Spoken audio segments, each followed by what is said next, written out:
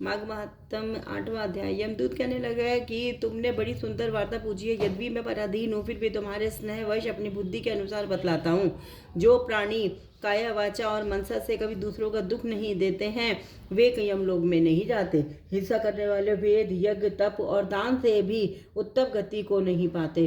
अहिंसा सबसे बड़ा धर्म, तप और दान ऋषियों ने बतलाया है। जो मनुष्य जल या पृथ्वी पर रहने वाले जीवों को अपने भोजन के लिए मारते हैं, वे कालसूत्र नामक नरक में पड़ते हैं और वहां पर अपना मांस खाते हैं। और रक्त पीप पान अपना मांस खाते हैं, वहां पर अपना मांस खाते हैं और रक्त पीप पान करते हैं तथा पीप की कीच में उनको कीड़े काटते हैं। हिंसक, जन्मांध, काने, कुबड़े, लूले, लंगड़े, दरिद्री और अंगहीन होते हैं। इस कारण उस लोक तथा परलोक में सुख की इच्छा करने वाले को कायवाचा तथा मन से दूसरों का द्रोह ना करना चाहिए। जो हिंसा नहीं करते उनको किसी प्रकार का भय नहीं होता। जिस तरह सीधी और टेढ़ी दोनों प्रकार की बहने वाली नदियां समुद्र में मिल जाती हैं, वैसे ही सब धर्म अहिंसा में प्रवेश करते हैं।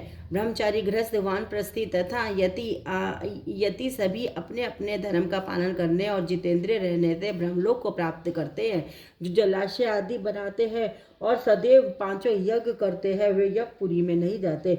जो इंद्रियों के वशीभूत नहीं है, वेद पाठी और नित्य ही अग्नि, हवन, यज्ञ का पूजन करते हैं, वे स्वर्ग को जाते हैं। ये युद्ध भूमि में जो शूरवीर मर जाते हैं, वह सूर्य लोक को प्राप्त होते हैं। जो अनाथ स्त्री शरण में आए हुए तथा ब्राह्मण की रक्षा के लिए प्राण देते हैं, वे कभी स्वर्ग से नहीं लौटते। जो मनुष्य लूले, लंगड़े, बाले, वृद्ध, अनाथ तथा गरीबों का पालन करते हैं, वह भी स्वर्ग में जाते हैं।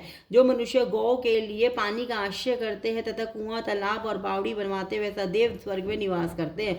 जैसे जैसे जीव इनमें पानी पीते हैं, वैसे ही उनका धर्म बढ़ता है।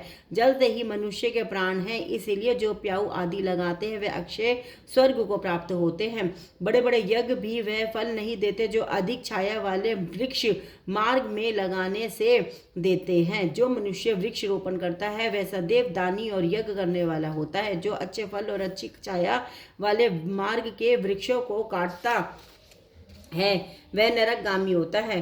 तुलसी का वृक्ष लगाने वाला सब पापों से छूट जाता है। जिस घर में तुलसी वन है, वह घर तीर्थ समान है और उस घर में कभी यमदूत नहीं जाते। तुलसी की सुगंध से पितरों का चित्त आनंदित हो जाता है और वे विमान में बैठकर विष्णु लोक को जाते हैं। नर्मदा नदी का दर्शन, गंगा का स्नान और तुलसी दल का स्पर्श, यह सब बराबर बराबर फल देने वाले हैं। हर एक द्वादशी को ब्रह्मा भी तुलसी का पूजन करते हैं।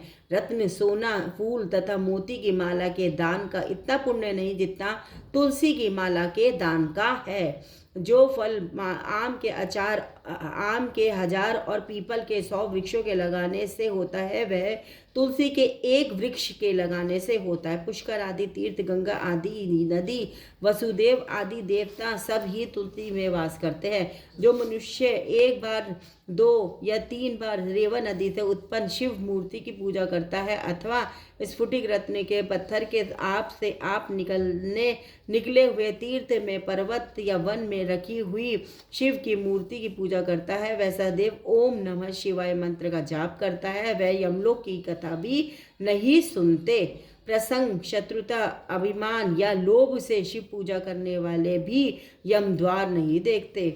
शिव पूजा के समान पापों को नष्ट करने वाला तथा कीर्ति देने वाला 3 लोक में और कोई काम नहीं है। जो शिवालय स्थापित करते हैं, वह शिवलोक में जाते हैं। ब्रह्मा, विष्णु और शिव का मंदिर बनाकर मनुष्य वैकुंठवासी होता है। जो भगवान की पूजा के लिए फूलों का बाग लगाते हुए धन्य है। जो माता पिता, देवता और अतिथियों का सदैव पूजन करते हैं, वे ब्रह्मलोक को प्राप्त होते हैं। हरे कृष्ण कृष्ण कृष्ण हरे हरे, हरे राम राम राम हरे हरे, हरे कृष्ण हर हर महादेव, हर हर महादेव, हर श्री शिवाय नमस्तुभ्यं, श्री शिवाय नमस्तुभ्यं, श्री शिवाय नमस्तुभ्यं।